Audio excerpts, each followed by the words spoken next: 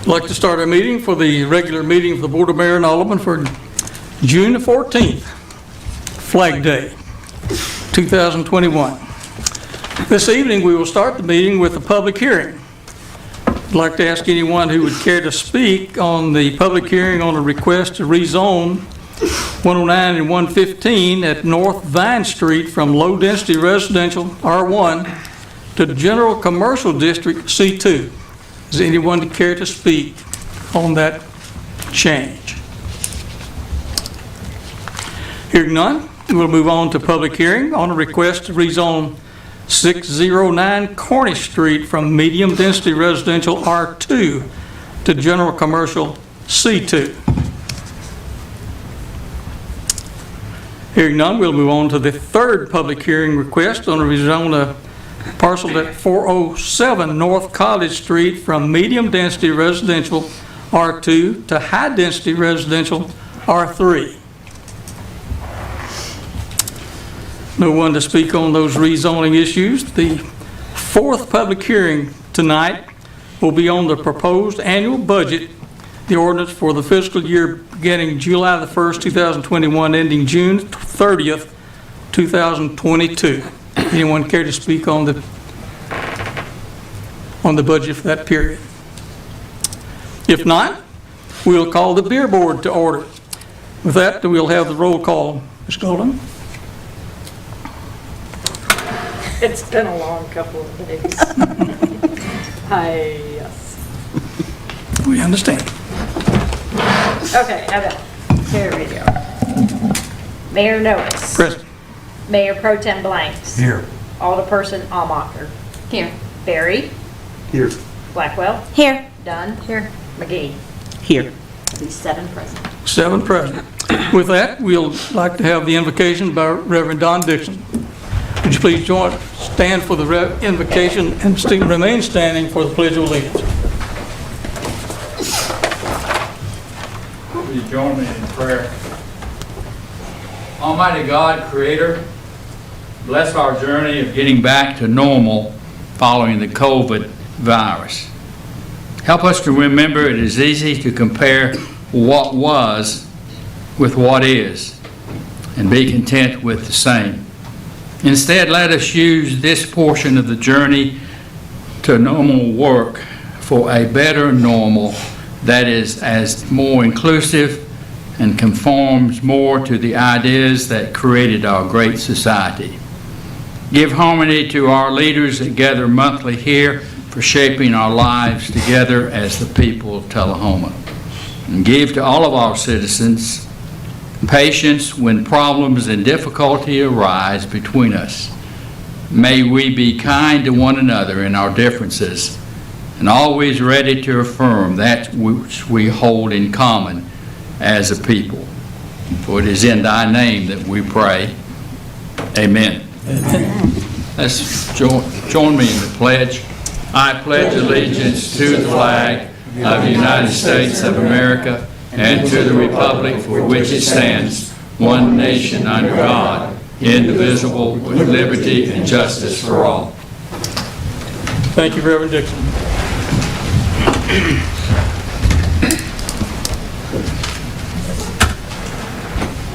At this time, we'll have any public comments that anyone would care to make to the beer board. If there are no public comments, we'll go into the consent agenda. Item number 21, BB21, will be the minutes from the May 24th Beer Board meeting. Hear a motion to accept the consent agenda. Second. Motion made and seconded. All done in Blackwell. All in favor, please vote. Let's vote again. Sorry. Appreciate you guys' patience today. There we go. 7 in the affirmative. Thank you. Okay. There is no other old business, so we'll move into the new business. I'll read the caption. The details for this caption is on page 6. It's item number 21, BB22, beer application for special events permit for nonprofit Beechcraft Heritage Museum. Miss Jody Catherine Curtis will be the manager in charge of beer sales for both the King Air Gathering on on September 23rd, 24th, and 25th, and for the beach party on October the 13th, 14th, 15th, and 16th, 2021. There a motion to approve?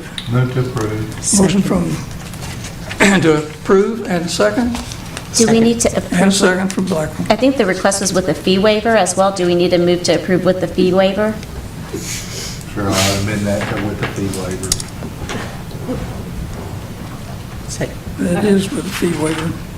Yes. Sorry. Amended and seconded. All in favor, please vote.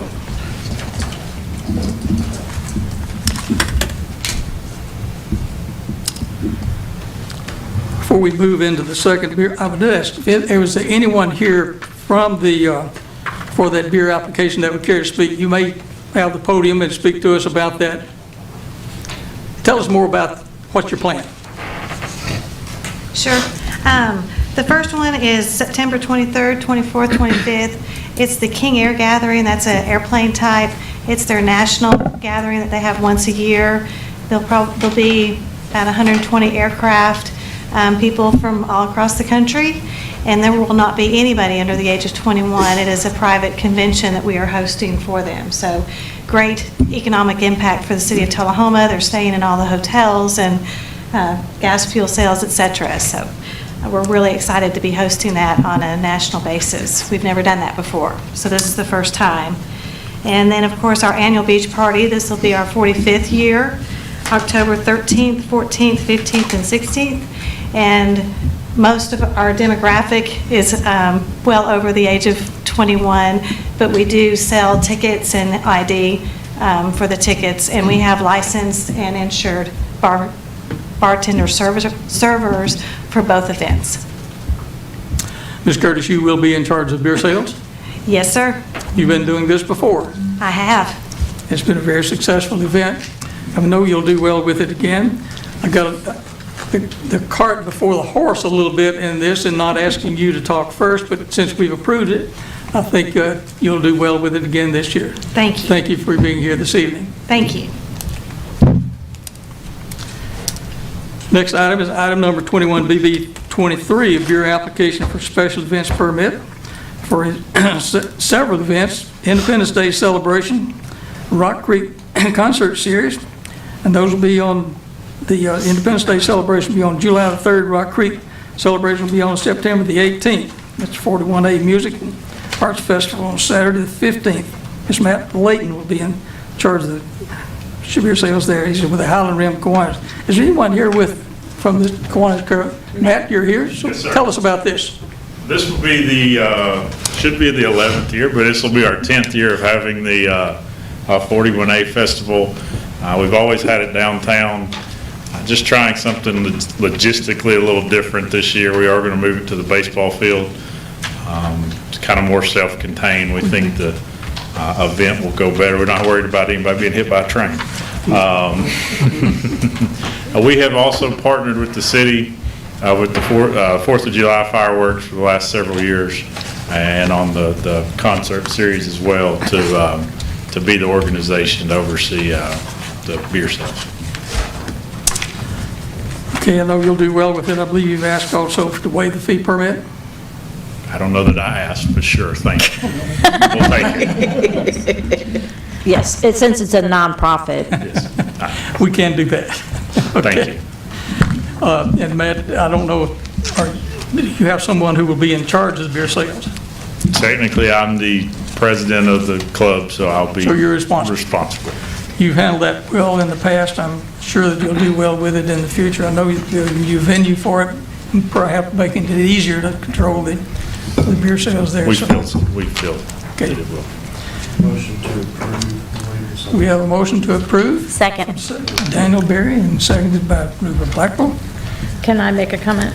I was out of the office for a couple days, but I do have the updated insurance that was sent in. The insurance that's in the agenda is from a couple years ago. That's our insurance. Yes.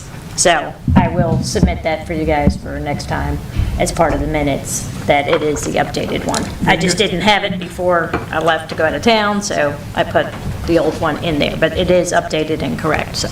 Very good. Everything should be Look good. forward to the event. Thank you all. So, okay, Agree with approval? Ready for no? That's approved 7-0. That concludes the activities for the Beer Board. So with that, I can call to order the Board of Mayor and Aldermen for conduct the business of the board. Tonight we have no commendations or certificates, but we do have a very special proclamation that allow me to read.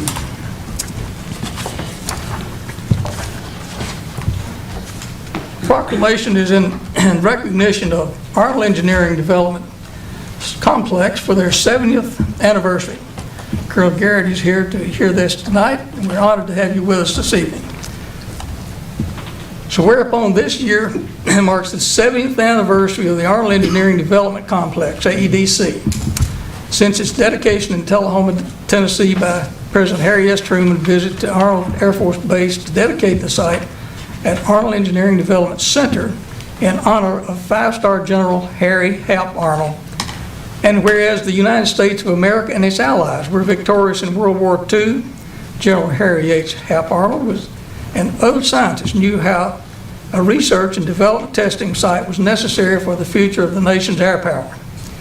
Whereas General Arnold tasked an advisory group led by renowned mathematician, engineer, and physicist Theodore von Karman to survey German research facilities, study them, and make recommendations on the direction and the future of aviation research. Whereas the result was a report toward new horizons, promising a facility for the study and development of jet propulsion, supersonic aircraft, and ballistic missiles. And that's included now with hypersonic vehicles as well.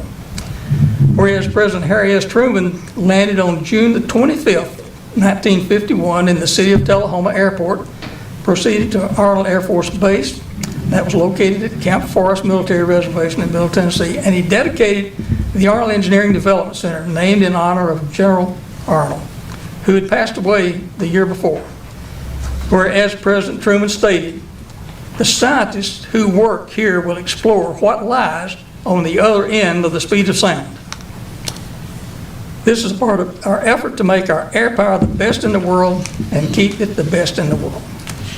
So whereas for the past 70 years, AEDC has been an important national resource and has contributed to the development and practically every one of the nation's top priority aerospace programs, with almost $12 billion in test assets and facilities, simulating flight conditions from sea to level 300 miles, and from subsonic velocities to Mach 20 hypersonic speeds. So now, therefore, I, Ray Norris, Mayor of Tullahoma, Tennessee, by virtue of the authority vested in me, do hereby proclaim the 70th anniversary of Arnold Engineering Development Complex an important milestone in our city's aerospace heritage, and recognize the complex as a national asset in our nation's defense. So on behalf of the Board of Mayor and Aldermen, as we now offer our congratulations for continued success, and encourage all to attend the drive-through through the Hap Arnold Day 7th anniversary celebration that will take place at the Arnold Air Force Base on June the 26th from noon to 4 p.m. Jill Garrett, if you'll come up to the flag, I'd like to present this to you.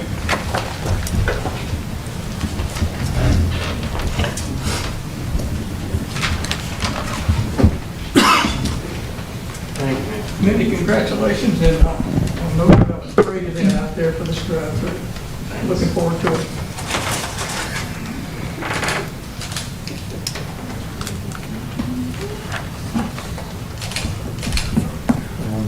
One more. Gary, hold it.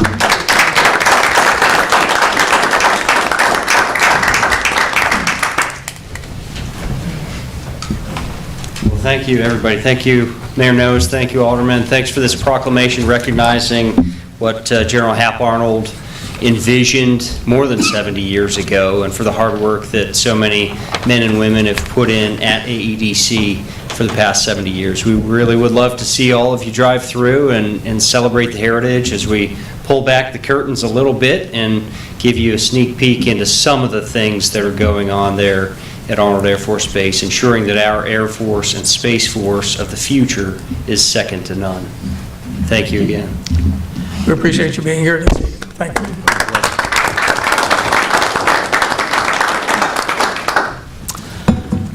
At this time, we'd welcome comments from our citizens, and I would particularly welcome any comments for the applicants for board positions on the Airport Board or the Duck River Authority Board. So I know we have some attendees here, so Mr. Lee, would you care to go first?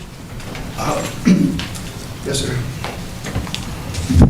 Mayor, Alderman, my name is Mike Lee, and I'm interested in serving on the Airport Authority. I think the Airport Authority needs all kinds of people to serve on the board, doctors, lawyers, teachers, business owners, men, women. If the board would consider appointing someone with an engineering background, I have a considerable amount of experience in aviation. I was the lead instrumentation engineer on the MH-47 helicopter flight test program at Boeing Helicopters. It was a helicopter that was intended to fly in low visibility conditions at night for the insertion and extraction of special forces. It was equipped with terrain following radar, inertial guidance and GPS, graphic displays, and it communicated with the mission computer through a 1553 data bus. I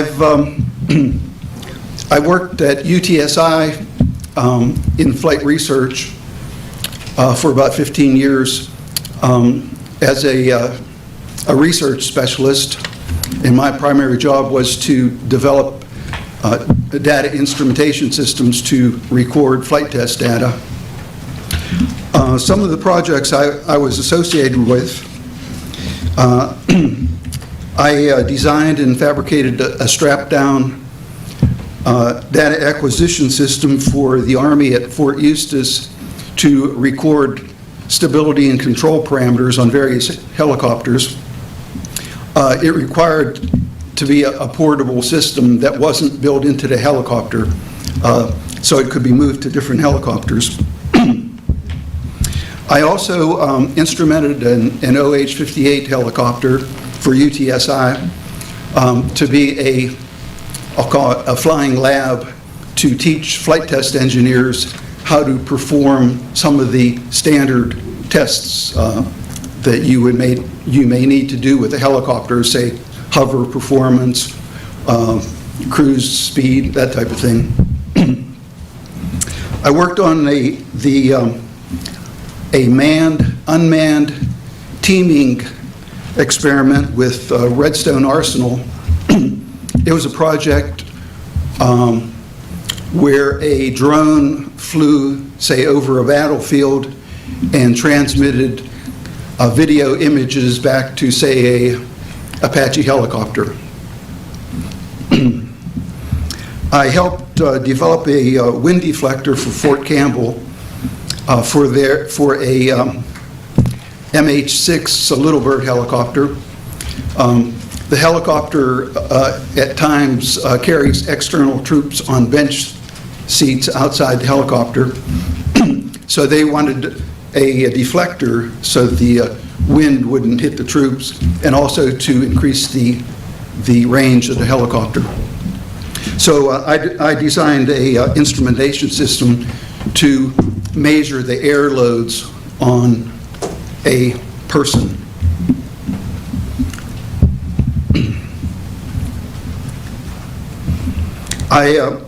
When GPS first came out, it had a feature called selective availability, which actually degraded the accuracy of the signal for civilian usage.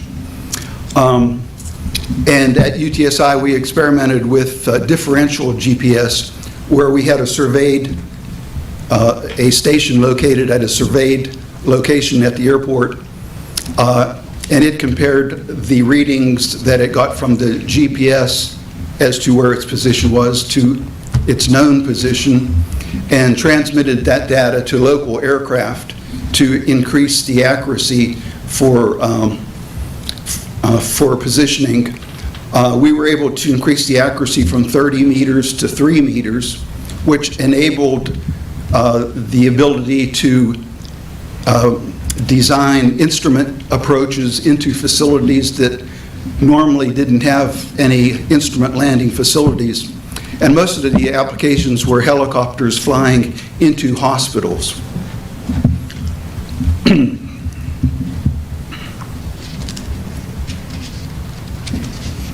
I've also participated in short courses.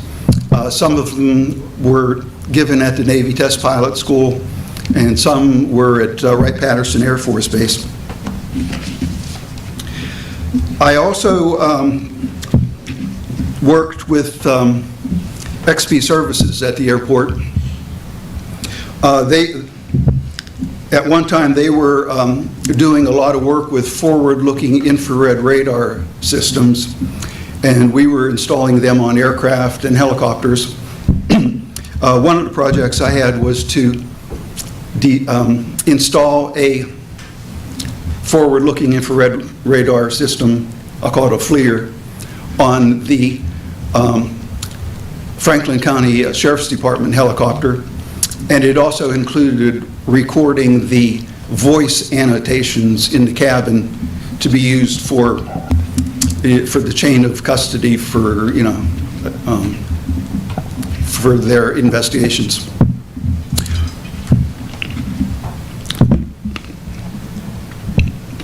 I also designed a package of avionic equipment to be able for an aircraft to fly through the ADIZ, which is the defense zone around the United States. It included a comm radio, navigation equipment, and identify friend or foe transponder. One of my recent projects was to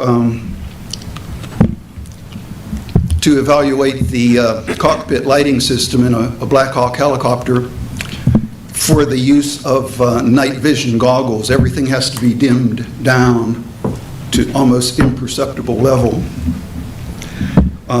We also had a project at XP Services to convert a ag plane, agricultural aircraft, into a fighter that would go to a friendly developing country.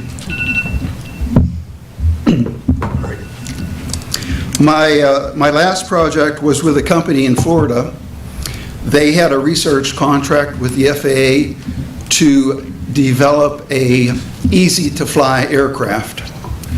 So this aircraft was extensively augmented so the stability and control parameters were very docile. It also had graphic displays to help the pilot, and the end objective of that particular scope of work was to get a group of non-pilots, give them minimal training, and then evaluate their ability to fly this aircraft. And the end result would be the FAA would have a new category of aircraft that they may call easy fly.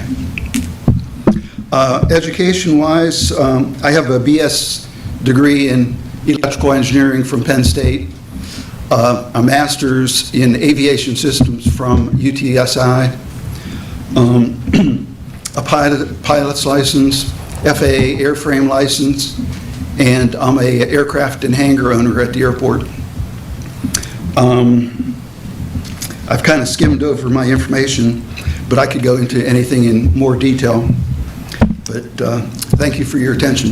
Mr. Lee, thank you very much. We appreciate your interest in serving on the board. We do have another candidate who's interested in serving on the board that could not attend tonight. He sent in a letter, asked me to read his letter, and it's from Dr. Skip Farr, who's a relatively new doctor in town. I'll briefly read the letter. Said, I regret that I cannot be there in person. to introduce myself, but I'd like to speak about the position of the board. Said I'm new to Tullahoma, having moved here in 2019. I've been a pilot for now 13 years, visited many airports around the country. I've been struck by how big of an impact a local airport makes on the community and how important it is that to a visitor and how local residents alike.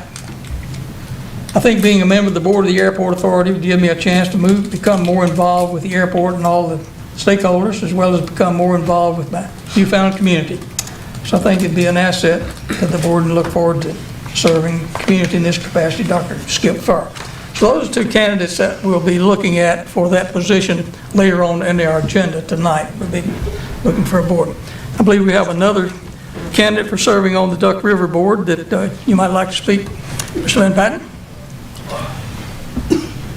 Mr. Mayor, Alderman, name's Bob Van Patten.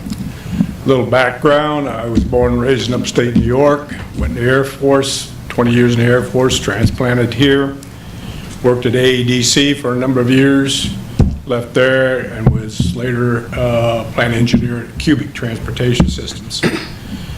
I've did 2 tours on the Tullahoma Utilities Board and 2 tours out at Duck River. While I was at Duck River, I was part of the team that bought the $11 million expansion on and the new filtration system, which created a really fine amount of drinking water for the complete area. I had very close working relations with Randall Breaker, the manager.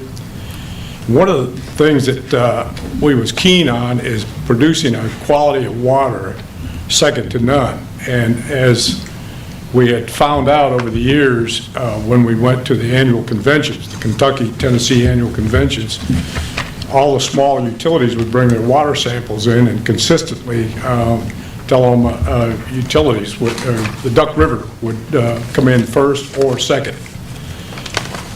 Having served on the board for some time, I have keen interest in the operation. I would like to continue that interest out there and support Randall Breaker and the team that's working out there as best as possible. My background as far as engineering goes, I had mostly in industrial engineering and some in area in construction, but mostly in industrial engineering.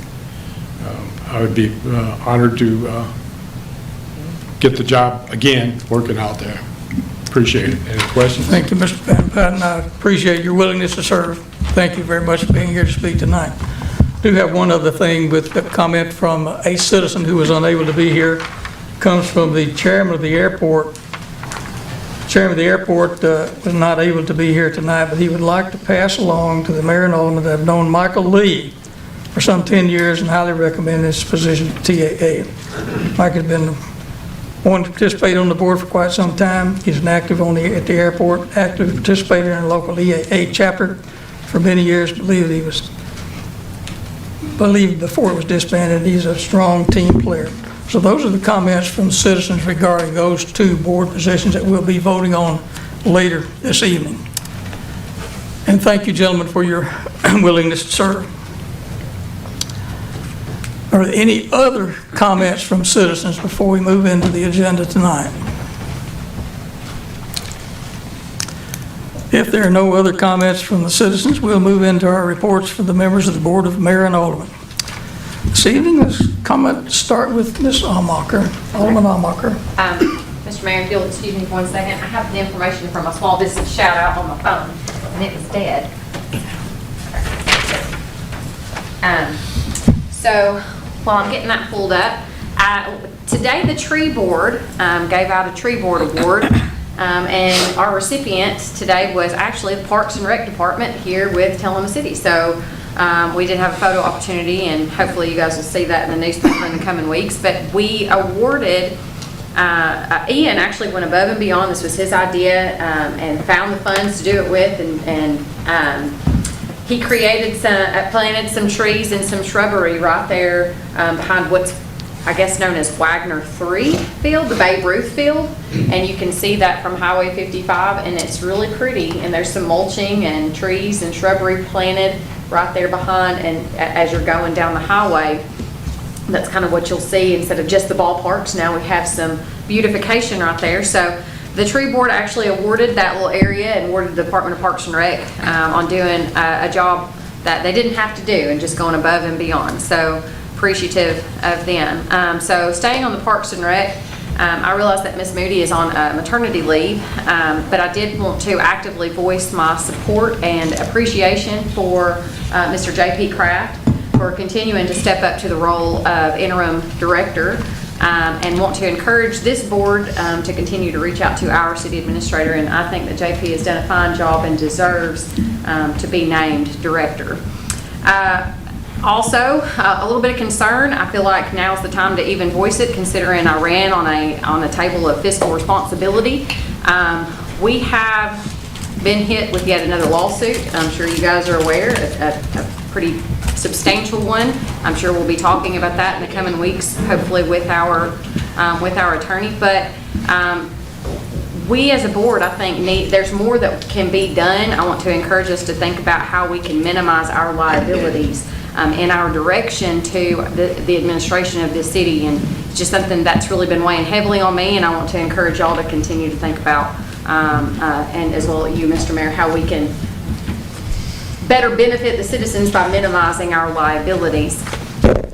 I want to thank the good Lord today. I have a niece. This really doesn't have anything to do with the city, but I just feel it on my heart right now. I have a niece that I want to recognize Angelman syndrome today. It's a very rare condition, and she had a life-threatening surgery, and the good Lord let her pull through that today, and I just want to say God is good to that. My small business shout-out, you'll give me just 1 second to pull that up. It's going to go to Miss Tanya Ross, and she does the Color Street nails, and it's my understanding that she also participated in Cernovia, your event, and was one of the vendors there, and Cernovia said that she did an excellent job. And so she is a stay-at-home mom, and this is a side business that she does here. And she wanted me to tell you guys that she's a Tullahoma native, and let's see, she has a website that explains to you that Color Street is a young company. They've only been in business for a little over 3 years, and they have been featured in magazines, talk shows, and more. And so if you go to Nails Like a Boss with Tanya Ross, you can find out more information on Color Street Nails. And I just thought that was just so cute. And so hopefully you guys will go and support a mom of 2 boys who's also a Tullahoma native that's trying to run a side business and take care of those kids' needs. Okay, so other than that, Mr. Mayor, I think I'm good to go. Thank you. Alderman Berry. Mr. Mayor.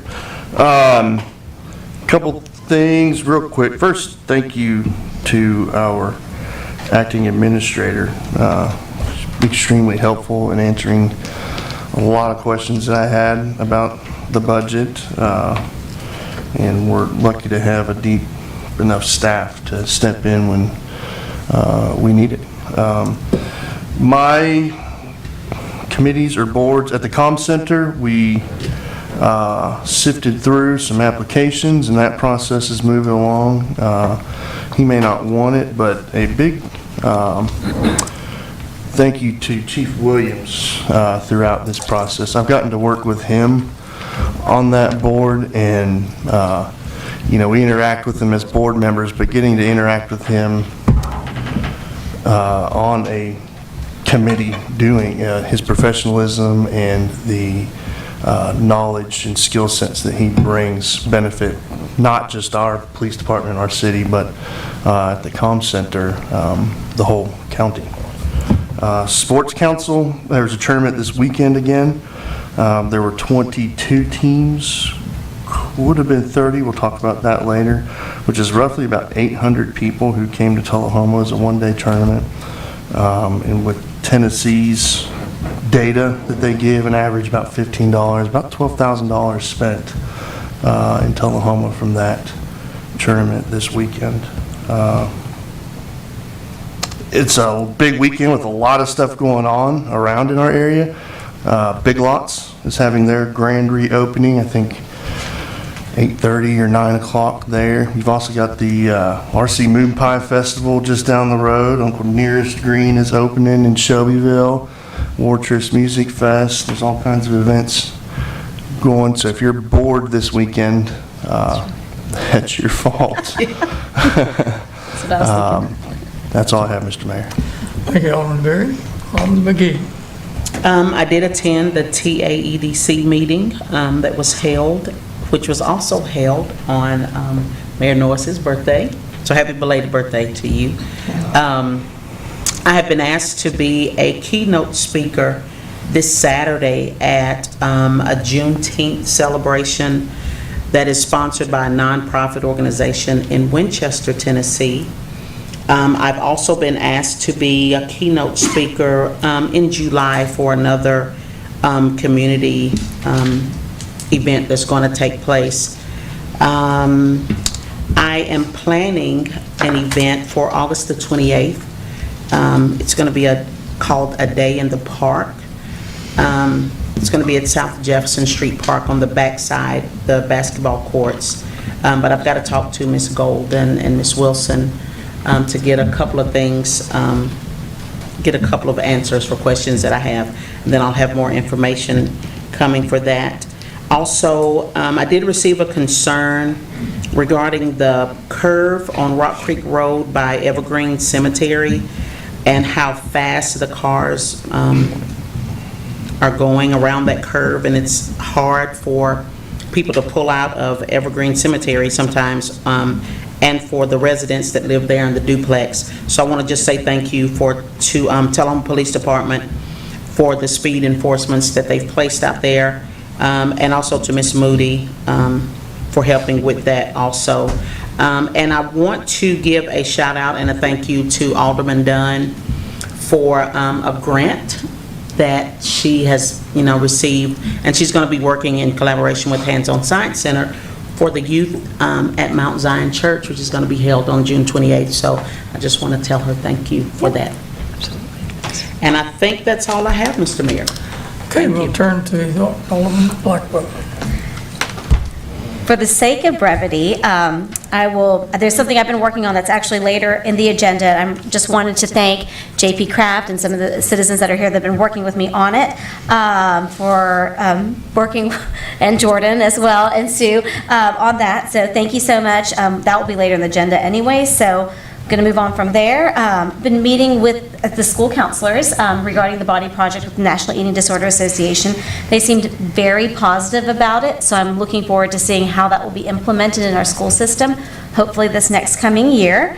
I also met with Pastor Murdoch and Kelly Gilbert regarding the domestic violence thing that I've been working with her on. I'm hoping to see how we can partner with our local faith leaders to help, mitigate and intervene when we're seeing the possibility of unhealthy relationships, violence. I've met with the chamber regarding an event on July 14th that we'll be speaking about later today. Another thing I wanted to talk about, and I want to thank Mr. Kraft again for working with me on a event that the Community Council for Diversity and Inclusion is having at CD Stamps on June 26th. This event is also thank you to Alderman McGee for connecting me with the Office of Equity at Vanderbilt. We are doing a panel discussion where 3 or 4 people from Vanderbilt are going to come down and to discuss the COVID vaccine to try to mitigate some of the racial and ethnic disparities and socioeconomic disparities we're seeing with the vaccination. That is June 26th at 11 a.m. at CD Stamps. So thank you to our administration and to JP for working with me on that, and Lyle as well. So thank you very much for that. I had my coffee and conversations. We had a lot of really good discussions from that. One of the things that came up a lot, and I think that we are trying to figure out a lot of ways to help with that, is the general pride that we take in our community in terms of littering, cleaning up after it, graffiti, etc. I sent an email today, and I'm hoping to meet with Jordan about some ideas I have around street cleanup management and things that we can all do, as well as that we can involve our citizens in, hopefully. Last Thursday, there was a meeting, they've been calling it ESSER meeting for the city school system. I was unable to attend it, but I did get an update about it that I wanted to share with you guys. And mainly what this is, ESSER is bringing in $7 million to our school system. And the conversation was a meeting with some stakeholders to discuss where that money should be going to. The expenditures are very specific, and I think the main part is that they're looking at putting it towards as facilities, as well as looking at learning loss, which I think is something that's important, because this is all pandemic-related funding. As we know, as I've spoken about before, the facility maintenance is going to be big, and I think they're looking at, based on what I can tell, allocating a significant portion of those funds toward that. I went to the Veterans Memorial. Sorry, because I was there for 5 or 10 minutes, and then my children melted down. So apologies, Mayor, as you were speaking, I had to get them out. I want to thank Alderman Dunn, the Go Green movie that you put, that was fantastic. I didn't get to stay because I wanted to go on a date with my husband, but it was lovely, and it was great to see you out there and doing your thing. So, also, a couple things. Jefferson Street Park update. The lines are tentatively scheduled to happen, I think, end of July, if I'm correct. So hopefully that means that those lines that need to be filled will be ready for your event, Cernovia, and the fixing the light that will happen as well. So that's stuff that's moving forward. This weekend is also Juneteenth that's being put on in Winchester that I'll be attending, and Father's Day. So I know, like Alderman Berry said, there's lots going on, and happy Father's Day to everyone celebrating or missing their father. I know it can also be a really tough day for some. So that is it. Thank you, Alderman Blackwell.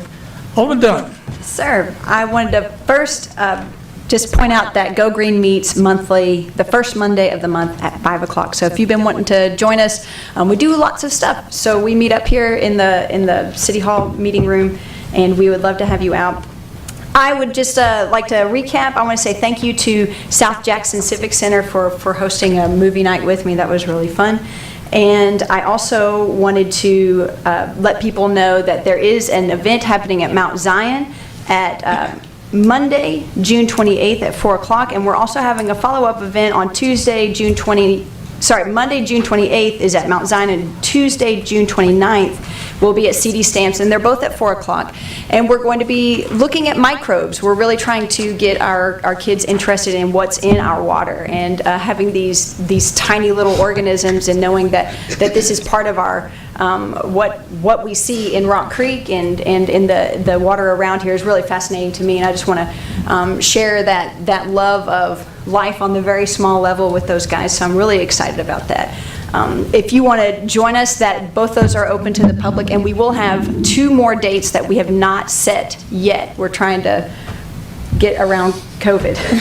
But thanks to the Hands-On Science Center and Lyle Russell for all their help with that. We have rain barrels. I've had a lot of people ask about rain barrels, and I just want to ask everybody to be patient. I pinky promise I will get them as soon as possible. So big thanks to Coca-Cola Bottling for providing those. I am very excited. Interlocal Solid Waste Authority has just received a grant for 40 hours of communication to just figure out what are we going to do with our trash. And remember, Interlocal Solid Waste Authority does not just serve Tullahoma, that's Lincoln County and Bedford and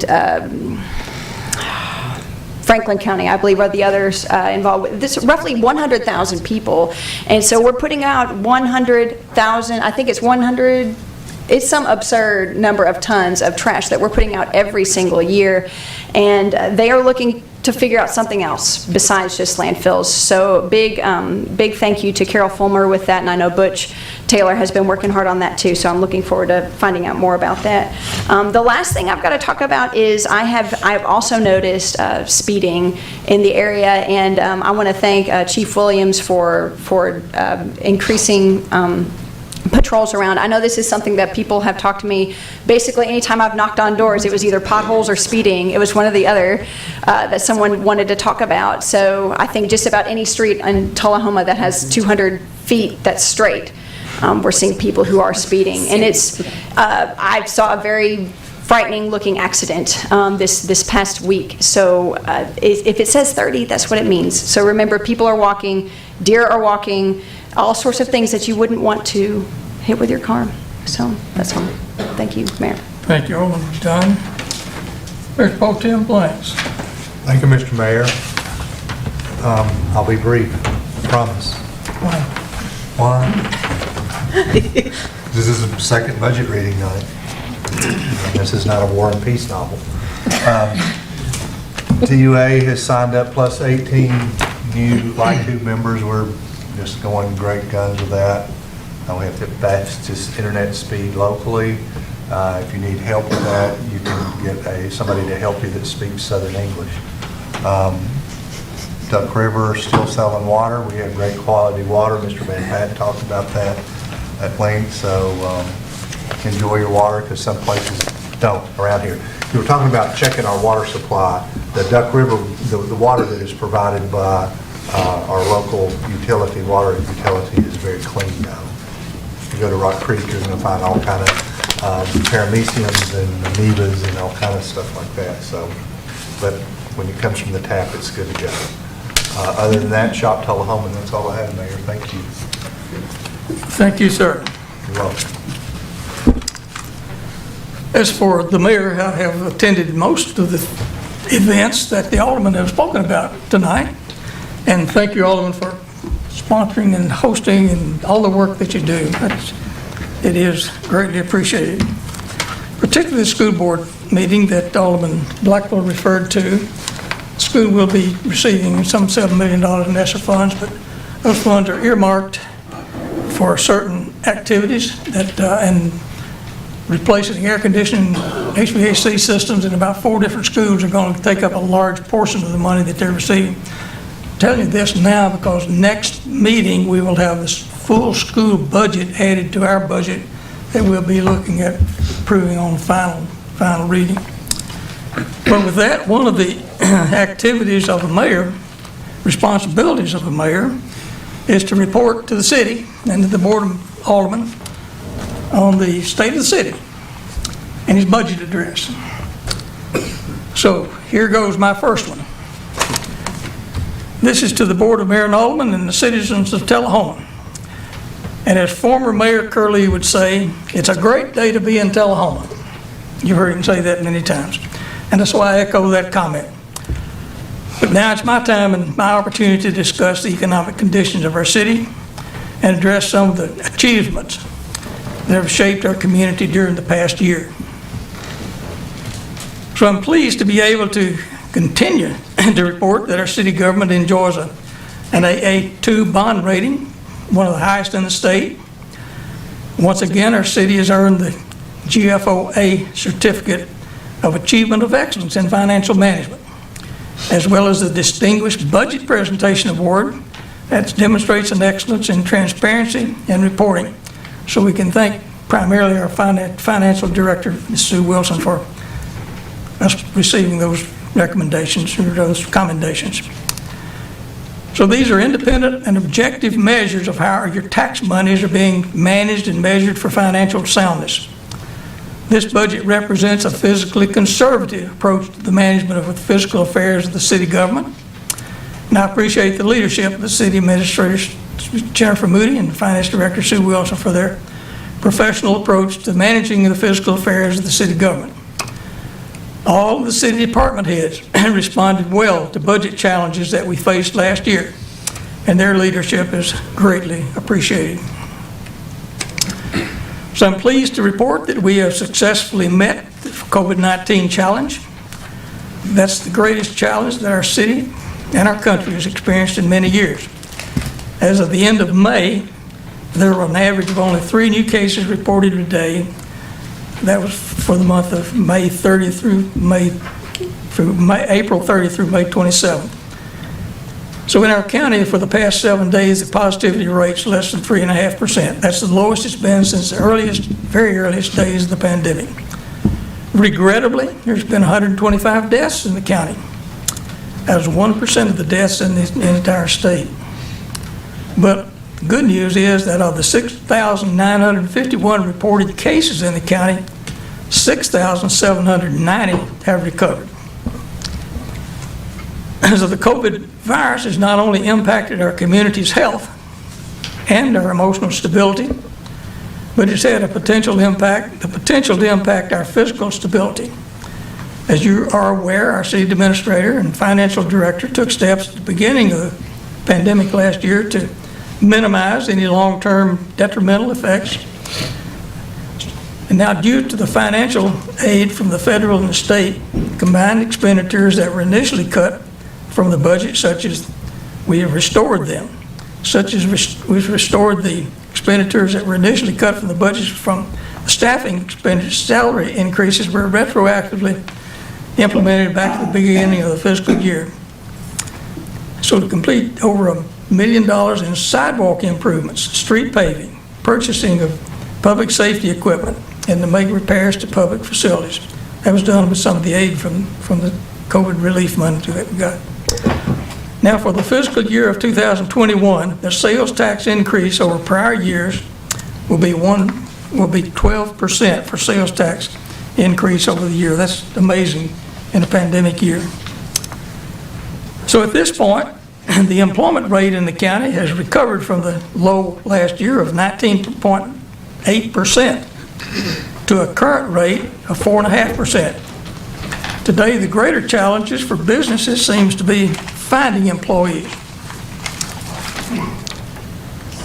So interestingly, while the pandemic reflected tremendous reduction in travel, including reduced use of commercial airlines across the nation, Tullahoma's municipal airport benefited from an increase in the use of chartered and recreational flying, as well as an increased use of our facilities for military exercises, all of which resulted in a strong fuel sales to support our operations despite the pandemic.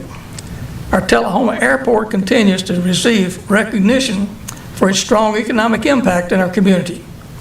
Last year, Tennessee Department of Transportation completed a year-long survey, a statewide survey of an aviation impact on their study reported that the Tullahoma Airport has a $21 million economic impact on our area.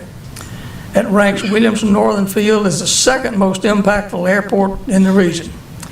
So I'm very happy to see this economic impact on from the airport, its contribution to Tullahoma, and I look forward to the airport attracting more aviation-related businesses, the 100-acre airport business park. Tullahoma's diverse economy, our strong entrepreneurial spirit, and our quality of life ensure that we'll continue to attract both private and public investments. In fact, last year, the Heartland Ford Foundation ranked Tullahoma and Manchester metropolitan area 7th overall nationally. Polycom organization, an independent economic research firm which specializes in analyzing local and state economies, they ranked our local area as number 56 out of 543 metropolitan areas in the United States. In Tennessee, we were second, only Sevierville ranked higher. So we'll continue to build on our heritage as an aerospace center of excellence to attract young families and new businesses. This annual budget is focused around achieving 3 priorities. First, restoring the operational levels to pre-pandemic levels. Second, retaining and recruiting top talent to provide excellent services.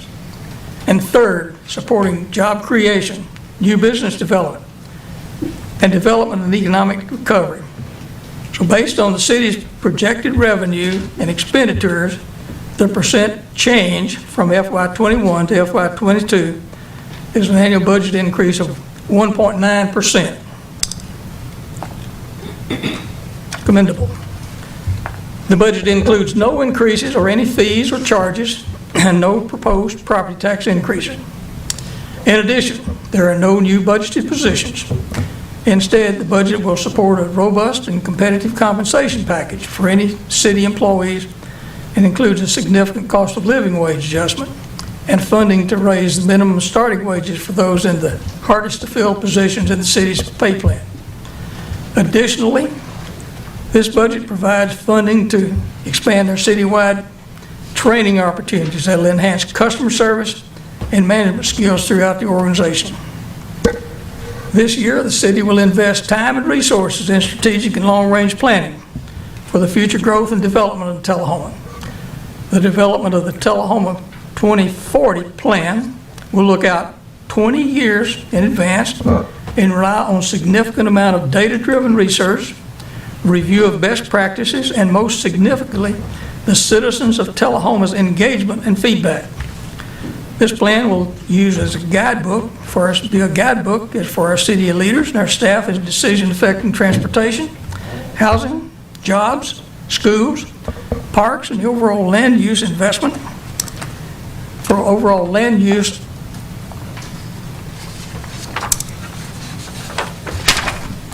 I do have another page.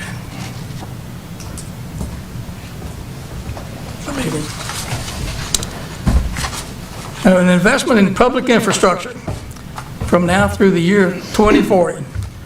A steering committee for this plan has been formed, and our first meeting is scheduled for July the 6th. Thank Winston Brooks for being great help in making that steering committee come together. So lastly, this will be another unique year in terms of the availability of significant levels of one-time federal and state funding that will be used for support capital projects and infrastructure. So as mayor, I'll work with the city administrator and the aldermen to develop a 5-year capital improvement plan that'll prioritize projects for the completion in 21 through 25. So that'll be including recently announced American Rescue Funding Plan. So I encourage all of our citizens to become active in our community initiatives. Alderman Berry has asked, and I have agreed to allow him to lead our Get Fit Tullahoma. He'll be leading the Get Fit portion and adding a component of Get Fit mentally, and I commend you for taking that on, Alderman Berry. So all of our aldermen are actively serving, as you have heard tonight, serving this community, and initiatives and their contributions are greatly appreciated. These initiatives are designed to enhance the quality of life in Tullahoma. I'll have copies of my address to present to all the members of the board and the staff. I might pass those out at this time, Mr. Jason Wilkes. So thank you for the opportunity to present my first state of the address to the city of Tullahoma.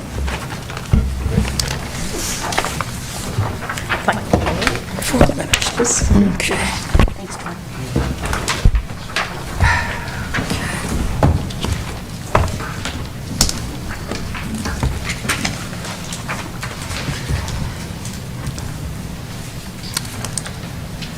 Okay, at this time, we will hear from our city attorney, Mr. Worson. Thank you, Mr. Mayor.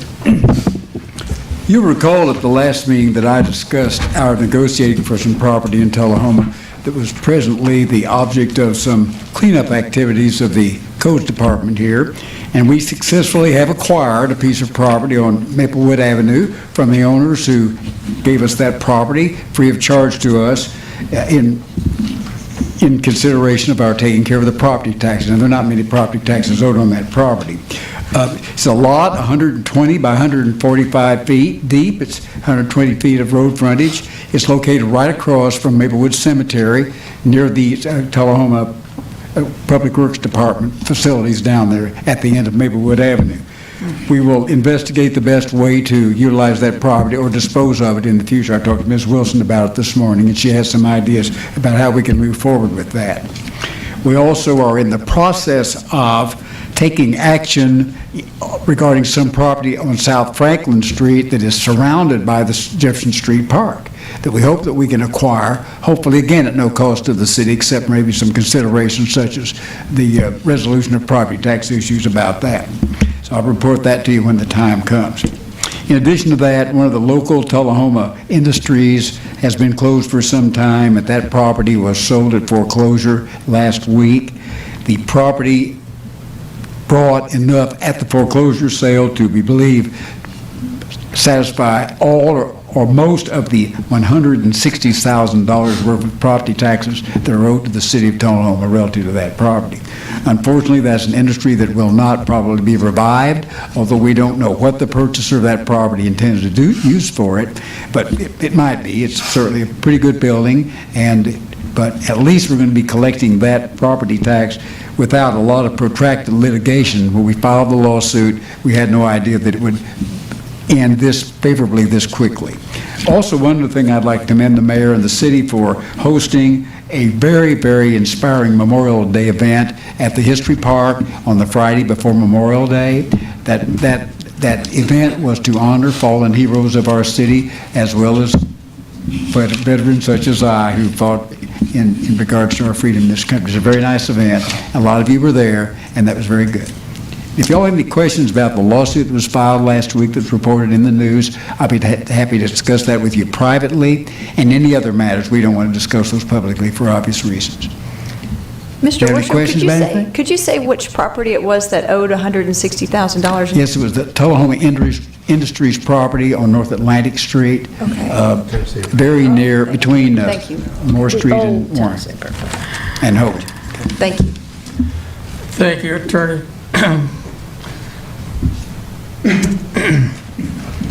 Now we'll hear from our acting city administrator, Ms. Wilson. Just a couple of things, Mr. Mayor. First, I'd like to thank Jordan Wilkins for putting together this agenda, which was quite an undertaking, and he handled it admirably and efficiently, and I appreciate it so much. And then also I want to say I also attended the ESSER meeting that the school put on. That at the high school, I was a great example of teamwork and the amount of research and efforts that have gone into addressing how to spend the $7.5 million ESSER funds within the restrictions that were being provided them by the government. And then also, I just wanted to bring the board's attention to your budget ordinance for second reading. The ordinance that's in front of you has been updated from what you had on the first reading to include additional $319,000 in state per capita funds in the general fund, which has been divided between updating training opportunities for employees, some software, and then $250,000 into capital projects, primarily for grant match.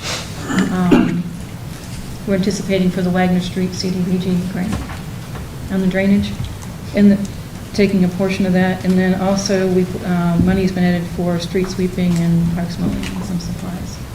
But so the budget that's in front of you will require you to make a motion first to adopt the budget based on what was presented. Then after the second, will require a motion to amend the budget to accept it as what's in front of you today, to adopt the things I just mentioned, and also all the small funds budgets that are in here. And then after that is voted on, then it will be up to whether the board has other amendments they would like to offer. And that's all. Okay. Thank you very much. At this time, we'll do the consent agenda. We have 6 items on the consent agenda, and we'll read the required note that all matters listed on the consent agenda are considered to be routine and will be enacted by one motion. There will be no separate discussion of these items unless a board member or a citizen so requests, in which case the item will be removed for consent and considered separately. During the portion of the meeting reserved for comments from citizens as shown on the agenda, citizens may request the board remove an item from the consent agenda to discuss that item later on the agenda. So with that, the 6 items include the following. Item number 2171 is the minutes for the May 24th regular meeting. 2180 is review of the local government corporation hardware maintenance agreement and software agreement support. That was on page 452. Care to look at those? Item number 2181 is to approve the submission of 2 scholarship applicants to the Tennessee Law Enforcement Training Academy. Those details are on 55. Item number 2182 is to ratify the approval of 2021 Tennessee Agricultural Enhancement Program, a grant requesting approval of $10,000 to plant trees on the areas of Johnson Lane recreational area. The Tennessee Department of Grants a 50/50 matching grant, and those funds have been set aside to support that. Item number 2183 is to approve the Tullahoma Farmers Market request to display special community event signs for the Community One Day of Hope charity events and waive the sign permit fee, and that's on page 76. Item number 2184, request to approve MTAS Municipal Management Academy Training Agreement. Municipal Technical Advisory Service offers a management training program to assist new and experienced managers in their professional developments. Those are the 6 items on the consent agenda. To hear a motion to approve. Move to approve. Move to approve from Second. Blackwell, seconded Blanks. All in favor?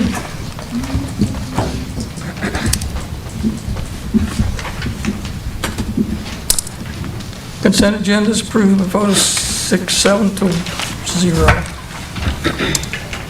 Moving into old business. Heart of the agenda tonight is ordinance number 5556, an ordinance of the city of Tullahoma to adopt the annual budget of the tax rate for fiscal year beginning July 21st, 21 and ending June 30th, 2022. This is passed on the second of 3 readings. You've heard from Ms.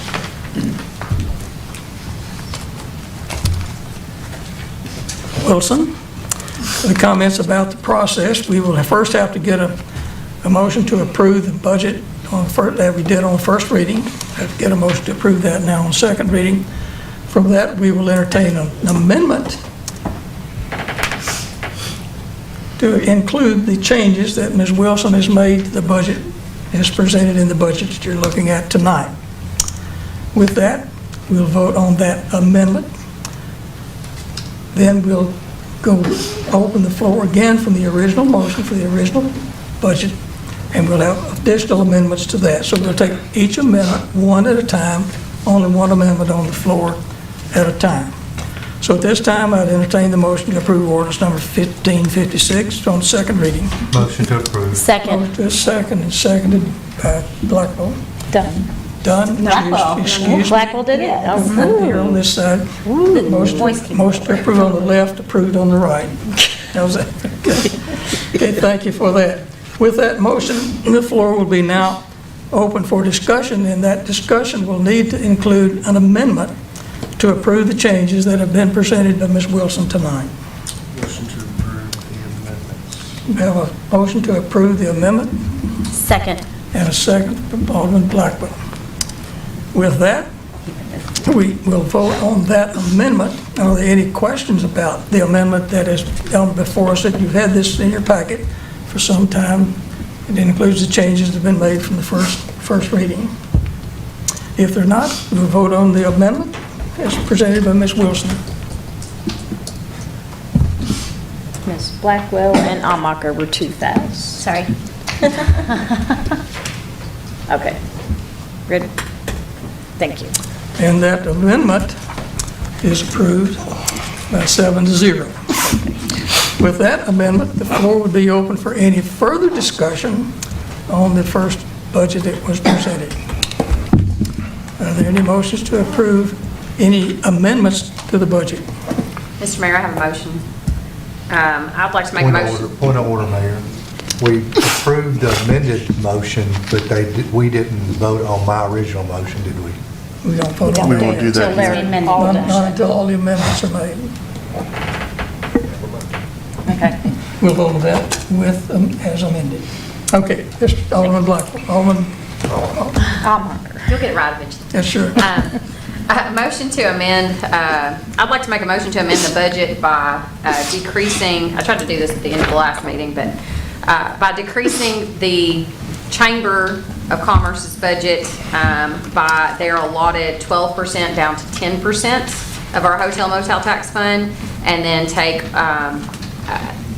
that other 2% and give 1% to the SJCC, South Jackson Community Center, and the other 1% to the Tullahoma Fine Arts Center. I'll second that.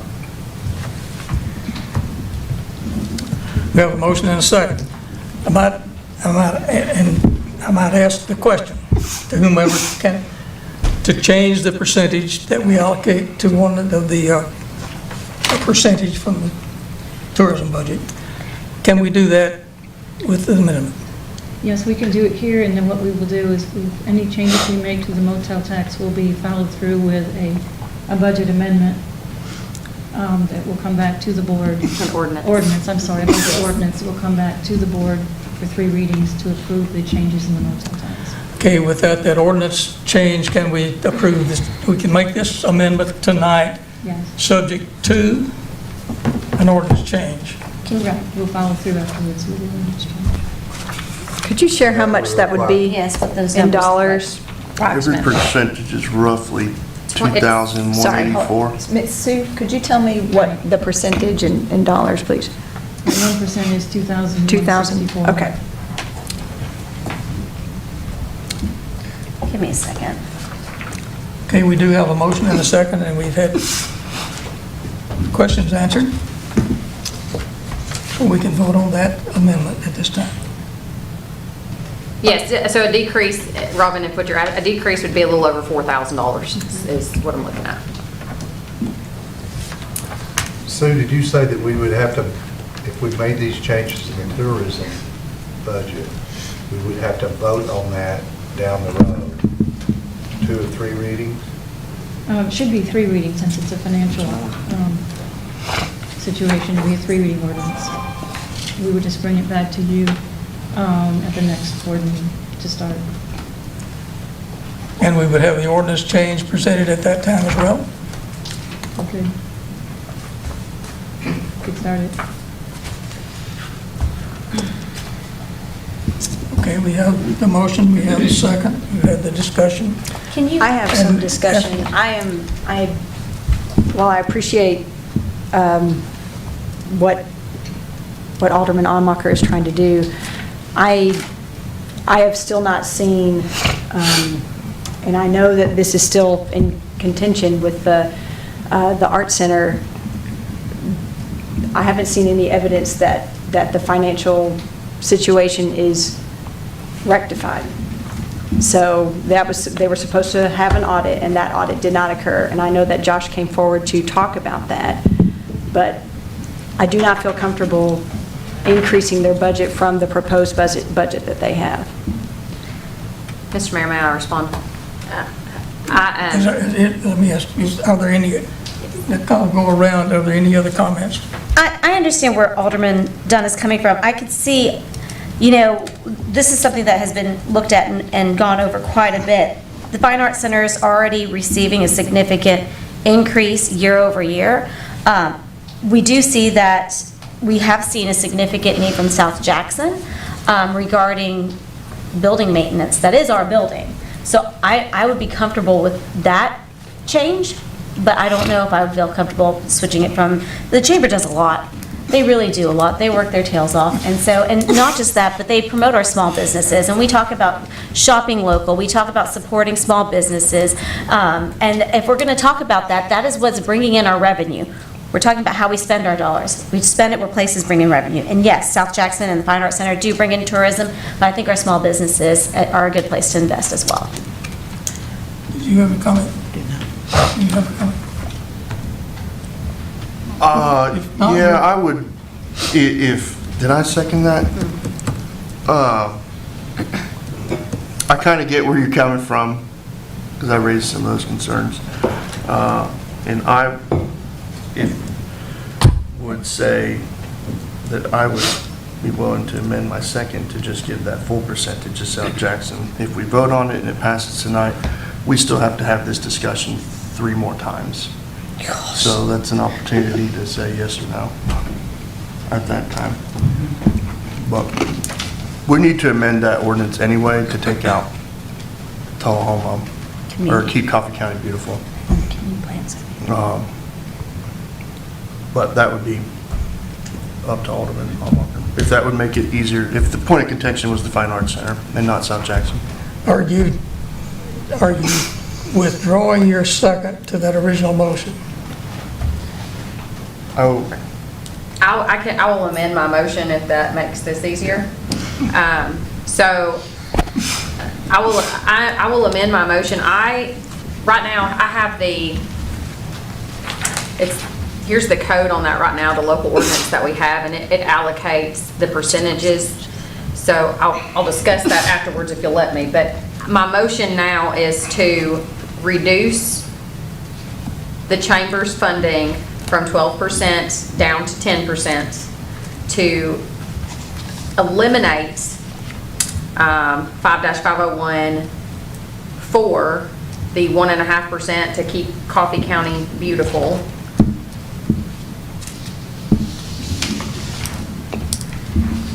Point of order, I would do those separately. Yeah. I would Okay. do those all in separate amendments. Well, Yeah. Okay. and you're talking about the Tennessee code, Okay. like our actual code, that we would have to amend in a well, different thing. Mr. Mayor, I believe that, I want to keep my motion at 10%.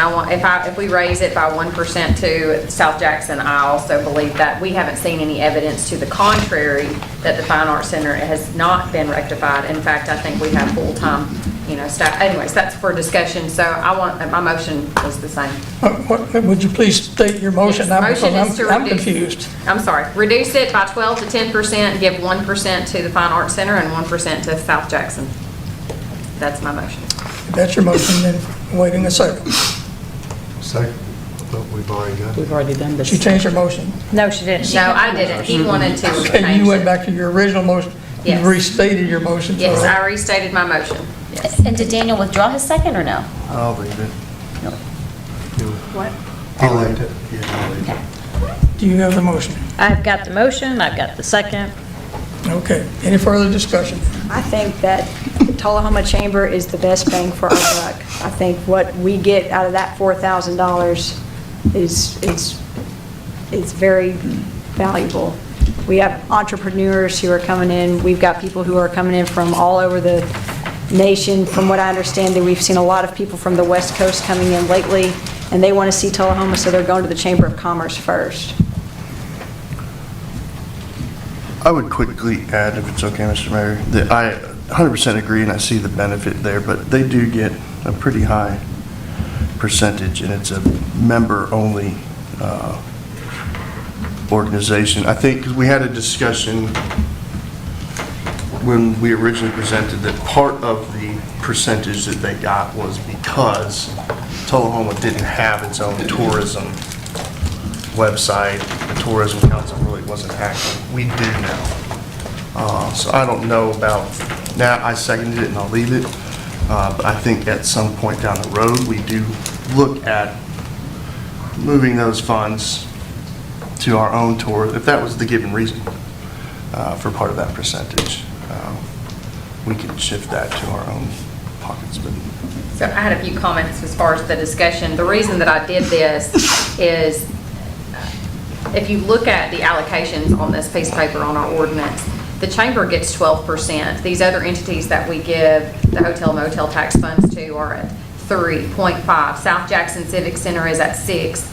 Tullahoma Fine Arts Center is at 6. So, those entities also benefit the community as a whole. And what I'm seeing is it's sort of lopsided. And I feel like since it is a member-only organization, and they still are getting almost double what the other entities are getting, and I just feel like we need to even that out some, and I feel like in the future, we need to be pulling that down as a whole.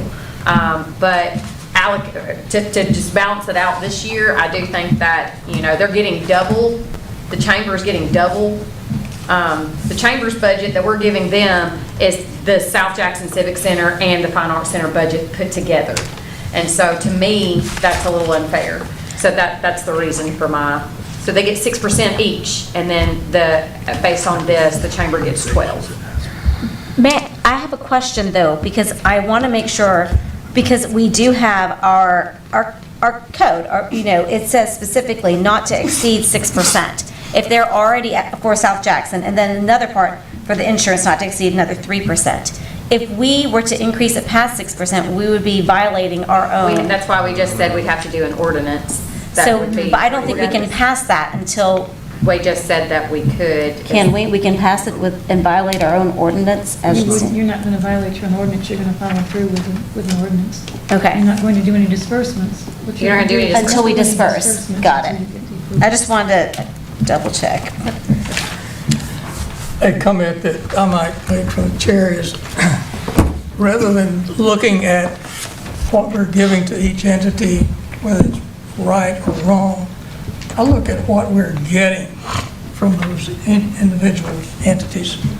It's not what we're giving them, it's what we're getting back. So there might be arguments for increasing what we give to a particular agency. And the percentage to one versus the percentage to another would not be my measure of how to allocate. So just in order to get what we're giving to one equal to what we're giving to another would not be my measure of allocation, but that's for the board to decide. So anyway, some might want to increase the chamber's amount based on what we get back in return from the chamber. But anyway, we have a motion, and we understand the motion, and we have a second. And we have had some discussion. Is there any further discussion? If not, I'll call the question. All in favor of this motion, vote green? Yeah, vote no. Is that go too fast? No. I'm awake.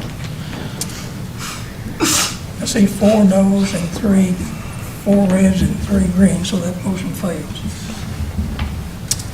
That amendment fails. Mr. Mayor, I would like to make an amendment. There were 4 nonprofit organizations who requested funding from the city. Casa Works, which I can listen to her tell that story a million times. Tullahoma Pride, Horseplay, and there was a 4th. Tullahoma Literacy Council. Tullahoma, yeah, the Imagination Library. I would like to amend the budget to include those 4 with the amounts that they have requested, and that money come from the reserves. Second. Okay, we have a motion and a second. That amount is about $11,000 nominally is what that amounts to. Each one of them was $3,000 except for the library, and it was about $1,500, about $1,500. So that's the amount that we're talking about here. Can you remind me one more time, sorry, how much was the amount for CASA? I couldn't. $3,000. $3,000, that's right, okay.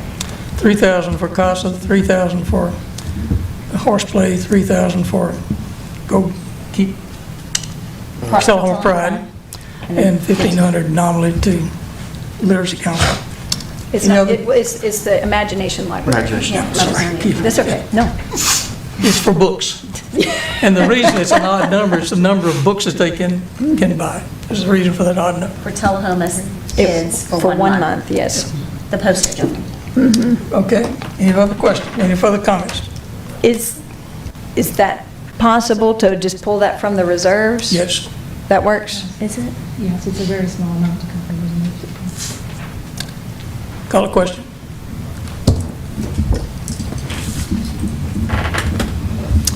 Seven to zero, that motion passes. Thank you, Alderman Gary.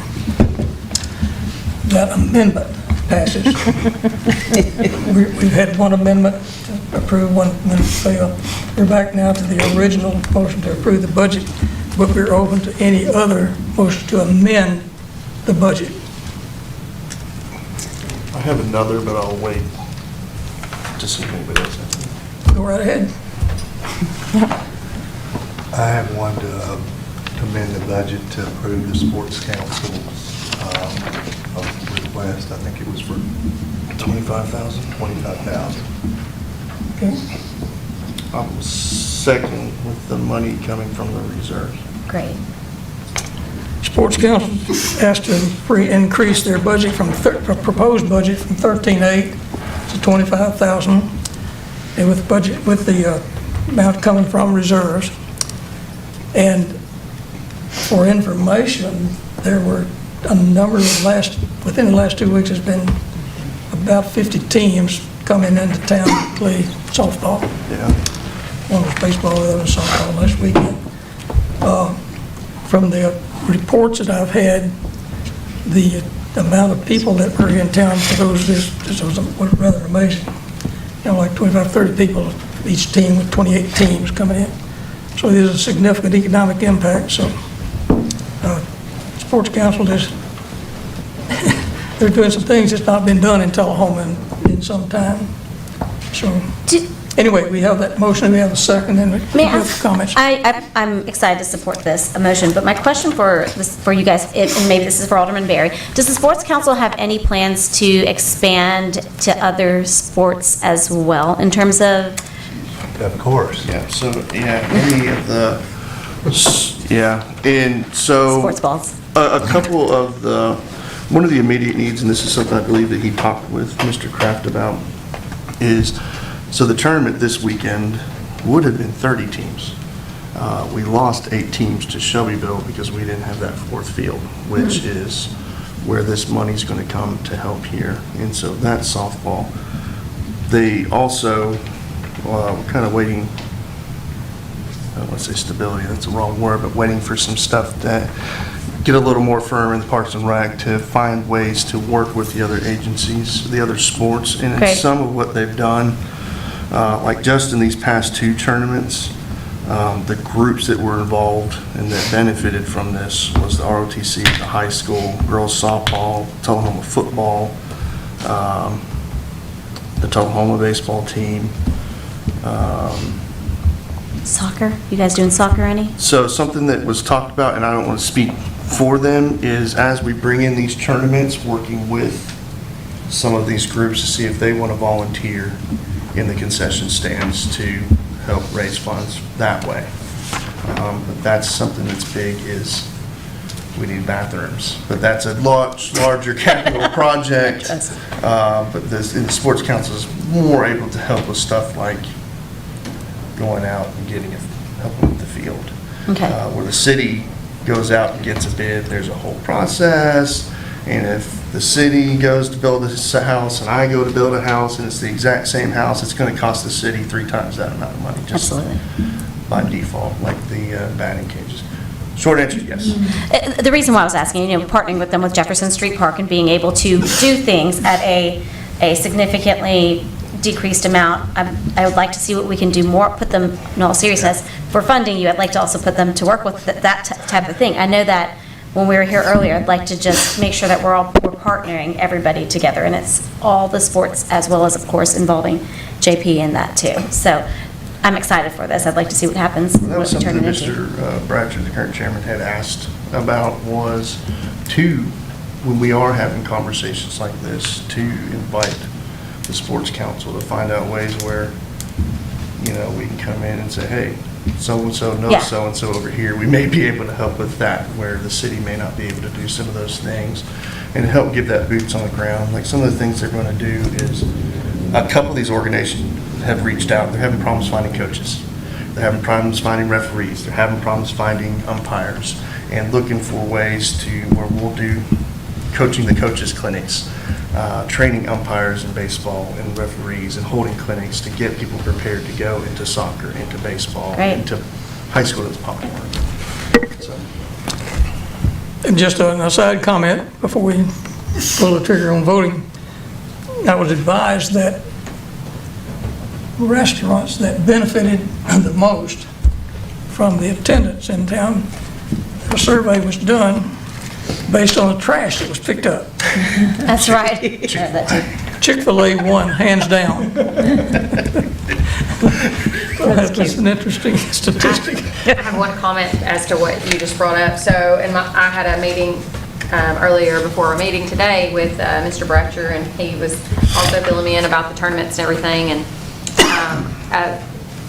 on the night that all of our nonprofits came up to pitch for their money, I brought up to the Sports Council, I was a little hard on the guy that came up here, about, have you even talked to Parks and Rec? Have you even seen these master plans? Because a lot of us haven't, but I feel like that is something that I want to encourage, with JP and the Sports Council, like you said, so we're getting the best bang for our buck to make sure that they are communicating. But to talk about getting back to work on those master plans and looking at, some strategic planning for our sports and for our future, and how that's going to increase the tourism in Tullahoma. And I'm gonna have to give a shout out back to Mr. Jerry Harris so that he knows I have not forgot about him. And that I'm continuing to encourage talks about how we can maybe put together another outdoor arena for the horse show industry here in Tullahoma, since we sit in the center of a hub where Manchester has one, Estill Springs, Lynchburg, Shelbyville, everybody has one but us. So hopefully that, encourage Sports Council to maybe, not only just think about ball sports, but other industries that bring in tourism as far as Parks and Rec is concerned. All good points, all very good points. And if no further comments, we'll call the question on making the amendment for the Sports Council to increase it from $25,000 from 13.8 from reserves. Call the question. It's approved 7-0. Are there any other comments or amendments to the original budget other than what has been amended?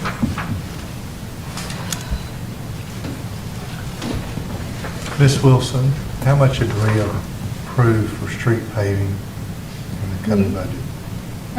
We brought it back to, excuse me, 250, losing my voice. 250,000. I think it was 350. Is there anywhere in our budget that we could squeak out another $100,000 for street paving?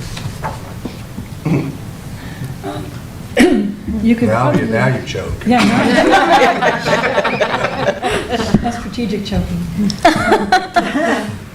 I would say you could probably take some of it out of that capital projects at 250 that was put aside from the per capita funding that we were notified of. Some of that we're going to need for grant matches. You could probably pull 50,000 out of that for paving if that was the board's choice. Otherwise, I know we'll be getting $228,000 from the governor's money, which I think is what people was asking about, which I think you'll be working with that with City Administrator Moody in the fall when she brings the capital planning together. It meets with the board so that you can look at your 5-year plans. So there'll be that money also coming. I make a motion to add, what did I say, $100,000 to the paving budget? Second that. And I hear that's one of the big things I hear. are you pulling it from the 250 capital? Whatever Ms. Wilson recommends.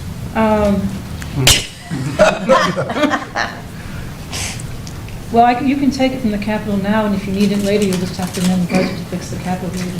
That'd be How about fine. that? And a lot of those grant matches are going to be toward paving in some ways, right? Like, we're talking about the TDOT grants that are coming through that we're going to have to match at some point. Would that be what that capital dollars would pay for? Do you know? Right. Well, the one that we have right off the bat to deal with is the Wagner Street CDBG for the drainage. And that's the one I know is 90, and I'm thinking there's something else was coming through for about 60. So you probably can pull the 100 from that, and we could probably make it work. That'll be great. Great. Okay, would you please restate your motion? I make a motion that we pull, add $100,000 to the paving budget and pull that from reserves. The reserves that Ms. Wilson was talking about. The capital projects. Capital General funds. Capital project, general fund? Yeah, the transfer to capital projects line item in general fund is where you want your 100. Rosemary, you have that? From capital project fund. Transfer line item, yep. That's the thing. Thank you. And we have a second. Yes, sir. Anybody care to discuss that further? I think I know we've got a big 5-year plan coming up, and I think I'd like to know what those are before we throw $100,000 at something that we haven't heard about, and I know paving's a big deal, for sure. But if there's like some big ticket item coming up that I've not heard about, I'm a little hesitant to do that. And to Alderman Dunn's point, there's a lot of where I hear people complain about paving, it's all things that are already halfway in through a TDOT grant that we're working with, Cedar right? Lane. Cedar Lane, specifically Cedar Lane, Wilson Avenue, and Ledford Mill. And those three are all, I think, in the works through TDOT already. So, I mean, granted, that takes a long time to happen, thanks TDOT, but it is stuff that we will have to match anyway if we continue with those projects. Is that correct? Do I understand that correctly? It is on the sidewalks procedure. We do not currently have a grant for paving. Okay, We would have to okay. pave ourselves. Okay. Paving's all on us, and you know, there's been a time that we have underfunded paving. Really, we're playing catch up with paving, and this has been going on for quite a while. I feel like the flavor of the board is that we could probably pass this and help our paving. I know that we got a 5-year plan coming up, but, you know, we're sort of playing catch up. You know, we went for years that we didn't. I mean, we could fund paving double probably what we're doing now and still just stay even. Yeah. You know, if you got a road specialist, he would say, you need to allocate Well, he said like a bunch 900, of money right? every I year think that that we can't really afford right now unless we raise taxes quite a bit. And that, I don't have the stomach for that, and neither does most people here. But, you know, I think if we can add a little bit more, maybe we can make some differences. There, you know, those are 3 big roads that have significant issues, but, you know, there's a lot of roads, you know, Atlantic Street, different ones, but we all hear from our constituents about roads. I think- You know, I pay my taxes, why these roads are horrible. Right.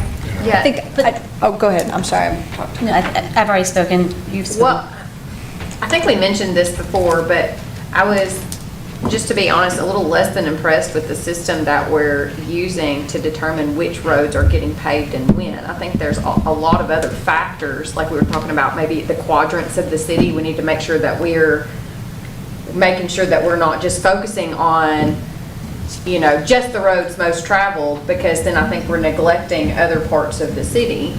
And so I just want to make sure that at some point I really like to look at, or have, you know, whoever's in charge of this to really take a good look at how we're collecting that data and deciding which of these roads, and that might help us in the long run if we're a little more strategic. Well, Butch presented back, this has been the last 6 months, a year, you know, he gave us our ranking, and he went over what they do to find those numbers. And, you know, it's different tracks in different areas. I don't know if they quad that out there in the city, or, you know, it's, you know, the longevity of some of these roads, or the asphalt, or whatever. Did we put more money in a certain section at one time than the other? Could be, you know, I don't know how they always have ranked that, or what rubric they've used. But Could it be would something we reach out to MTAS on best practices of how other municipalities rank their roads and do their paving? I'm sure they have something on that. I think that they do use quadrants, so they're very careful about making sure that it's spent in different areas of town. But I think the one part that I was a little concerned with too is that there wasn't a date. Like, Yes. when was the last time this was paved? Was it 1972 or whatever? So, but There I was mean, some that information visual, right, that visual was what they were looking at. But I think with me, well, I definitely think that our Public Works Department and our infrastructure needs attention. I don't want to miss out on something as, you know, as important as our drainage and stormwater, because of, you know, overspending in paving. I don't know that $350,000 is overspending. I would like to see this 5-year plan, this strategic plan, before devoting extra money to them, myself personally. Alderman Berry, you have your hand up. I would add that projects like, we've talked about Cedar Lane several times, and that's about 450, 430, 470,000, right around there. So that's a capital project, and those are, I think, things that we can talk about during our capital outlay plan, where, I mean, you can go to almost any, I can go to any neighborhood, and kind of the neighborhood streets, Bragg's bad, I mean, it's just awful. And so that's kind of, I mean, I would put every penny into it. And I think that if push came to shove, right, and there was a project that we really had to have that money for, we can come back and we can amend the budget. But this at least, I think, puts it in there and says, we're gonna spend $100,000. We care about this. Yeah, on your roads. The scoring system, I think that's a conversation for probably a later date. Something that I liked about it, because my road got paved. I'll tell you, yeah, you Queen told us. that's one of the worst We got the things. calls, Daniel, we got the calls.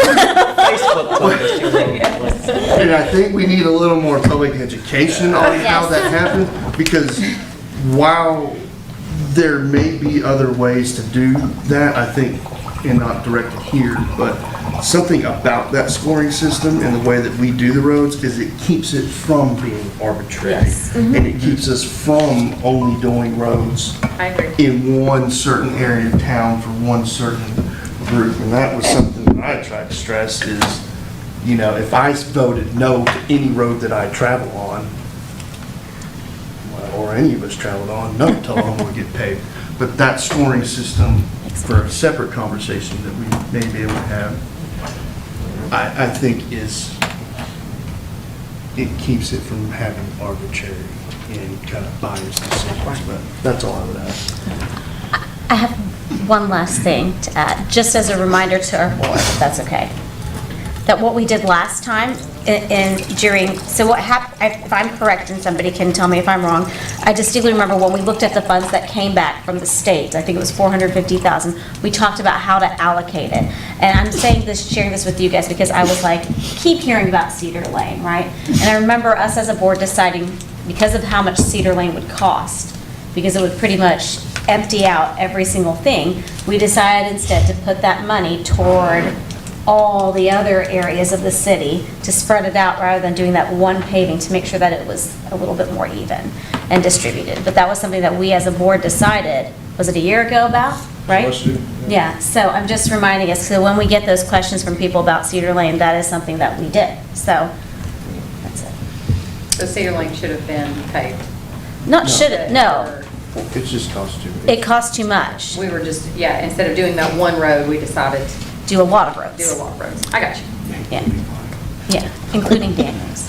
And with that allocation, I think we had $250,000 in the original budget last year, and we upped it about $200,000 to about $450,000 what we spent last year.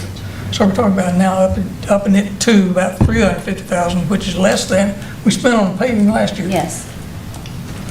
Where we are. We have a motion and a second, and we had discussion. We'll call the question. I will support this. I think there needs to be careful attention paid to non-through, dead-end, cul-de-sac kind of area streets, because I've seen ones where you could, potholes, you could go up your knee. They were kind of rough over off of Washington Street There's one of particularly. my kids in it.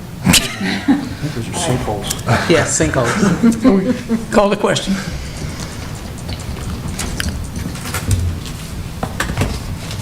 Thank you. Your motion passes 7-0. Okay.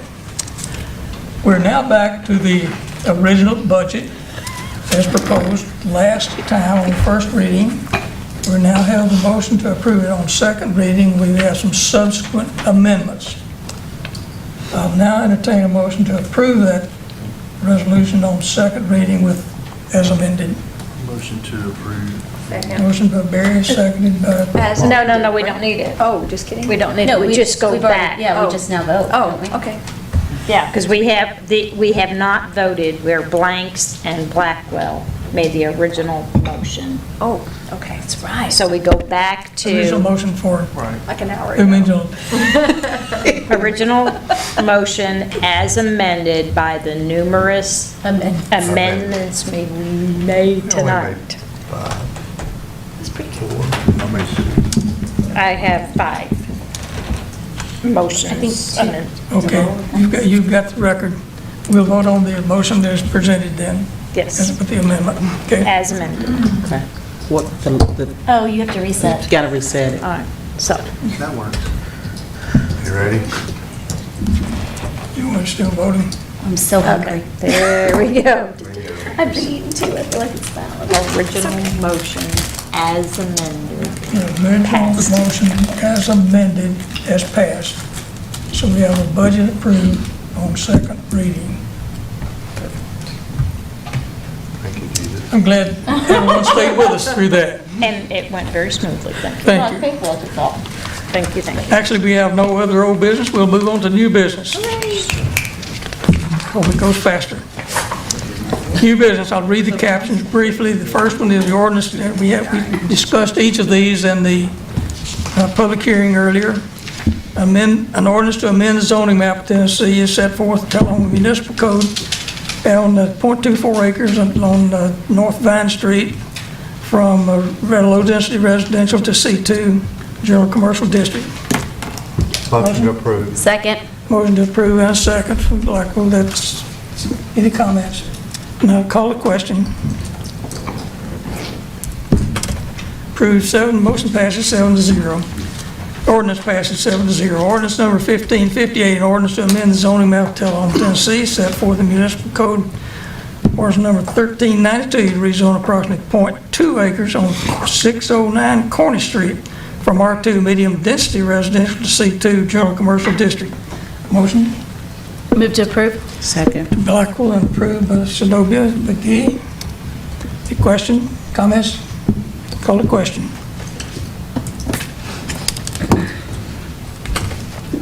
Ordinance is approved 7-0. Ordinance number 1559, ordinance to amend the zoning map of Tullahoma, Tennessee, is set forth in the municipal code to rezone approximately 7.5 acres located on North College Street from R2 residential to R3 high-density residential.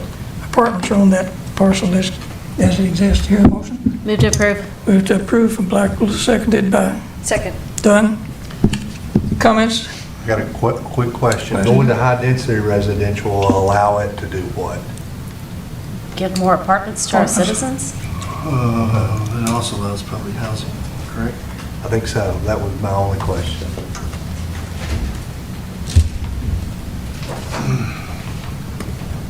Answer yes. Do we know the reason? This is just the first. We have that on page 162. We have the planning code. Yes, ma'am. Yes, tell us about that.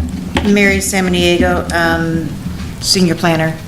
Yes, they're requesting a rezoning to R3. Currently, the apartment complexes that are located on the property are non-conforming because apartments are not an allowed use under the current zoning of R2. So the rezoning to R3 would bring the existing apartment use into compliance, as well as enable further development of the site for additional apartment units. So they couldn't add additional apartment units without rezoning? Correct. Okay, thank you. Any other questions while I'm up here? No, thank you, Ms. San Diego. Call the question.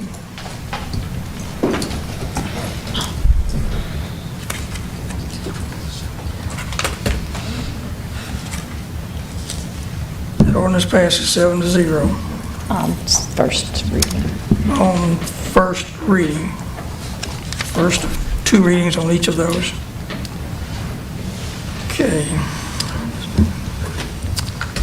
Ordinance number, next resolution it's a resolution 1860, a resolution designated West Hogan Street as Joe Moon Way. If you'll please turn to your packet to page 178.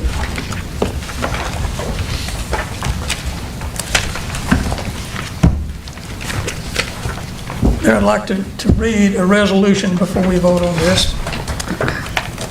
Whereby the City of Tullahoma recognizes the contributions of Joe Moon for his 40 years of service to the Tullahoma community as an employee of the Parks and Rec Department in his many positions. And whereas Joe Moon served as Director of Parks and Rec from 1988 to 2000, and whereas Mr. Moon, after 40 years of loyal and dedicated service, the City of Tullahoma retired on March 2nd, 2015.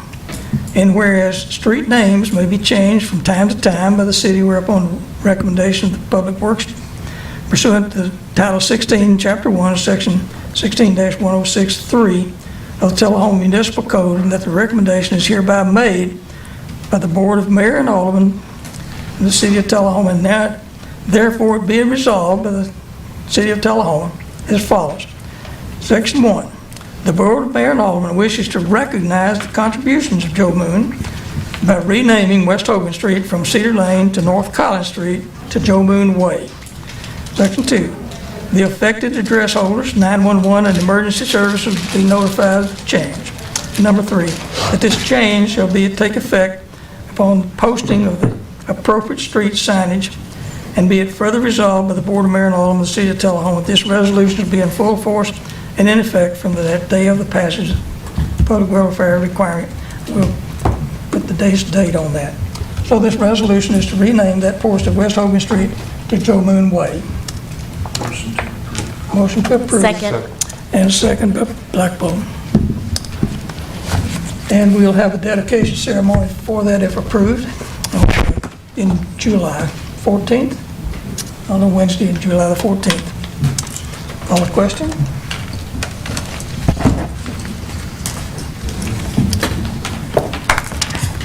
Thank you very much. We have a new street in Tullahoma, Joe Moon Way. Very good. Ordinance number 2185, consider the appointment of a qualified applicant to the Tullahoma Airport Authority Board for the remainder of the unexpired term ending February the 22nd, 2023. Do I hear a nomination? I'd like to nominate Mr. Mike Lee. Mr. Mark Lee has been nominated. You need a second? No, you don't need a second. I'm going to nominate Dr. Farr. I know Mr. Lee is very qualified, but I want to nominate Dr. Farr. We have 2 nominations, Dr. Farr and Mr. Lee. Mr. Recorder, would you please pass out a ballot? We'll have a vote.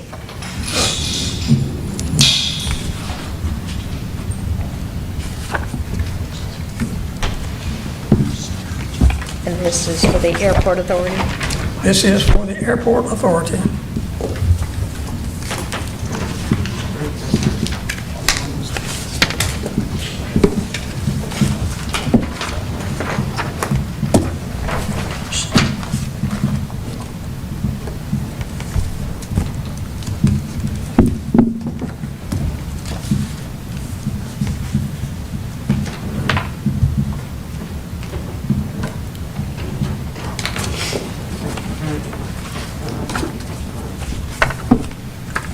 Two, three, 4, 5, 6, 7 votes are in.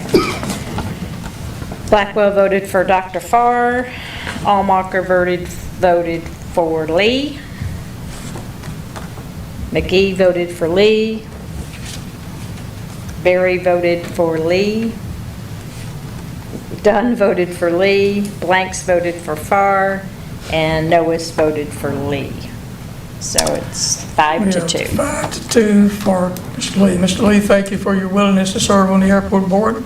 The Airport Board meets on the second Tuesday of each month. 5 o'clock. We look forward to seeing you there. Thank you for your willingness to serve. At this point in time, we'll consider the appointment of a qualified applicant for the Duck River Commission for a full 3-year term. The applicant is Bob Van Patten, and I'll entertain a nomination. I nominate Bob Van Patten for Bob Van position Patten on is Duck nominated. River. Do I hear a second? Don't need a second. Don't need a second. I don't need a second for a Is nomination. there any other nominations? Are there any other nominations? Since there are no other applicants who have applied, the vote will be unanimous, but we'll vote accordingly. That's much easier. Mr. Van Patten, you're probably more familiar with the Duck River Board than I am, so you know when they meet. So, congratulations and thank you for your willingness to serve. Thank you for staying with us tonight for this. Apologize for it being the last thing on the agenda, but that's the way somebody, I don't make the agenda, somebody else makes the agenda for me. And Blanks, Dr. Blanks, you nominated, correct? Thank you. Just for the notes. Thank you, thank you. There's no other new business, and then that there are no other new business, I'll declare this meeting adjourned. Thank you for your attendance tonight. I think it went very smoothly. Thank you all for the amendments.